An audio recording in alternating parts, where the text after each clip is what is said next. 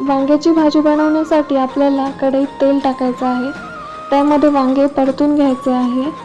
वांगे परतले की आपल्याला मसाला काढायचा आहे. त्यासाठी कांदा, कोथिंबीर, फुटाणे, खोबरं, कढीपत्ता आणि लसूण लागणार आहे. हे छान आपल्याला परतून घ्यायचं आहे. त्यानंतर आपल्याला हे मिक्सरमधनं बारीक करायचं आहे. मिक्सरमध्ये बारीक करताना आपल्याला त्यात थोडीशी कोथिंबीर देखील घालायची आहे. त्यानंतर पुन्हा कढईत तेल टाकून आपल्याला मिक्सरमधनं बारीक केलेला मसाला आपल्याला छान परतून घ्यायचा आहे. तुम्ही बघू शकता अशा प्रकारे आपल्याला मसाला परतवायचा आहे.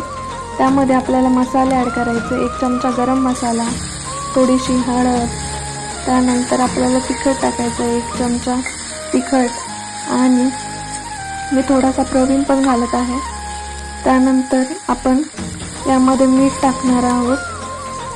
मीठ टाकून छान परतून घेतल्यानंतर आपण त्यात वांगे ॲड करणार आहोत आणि त्यानंतर आपण 1 ग्लास पाणी टाकून याला उकळी देणार आहे.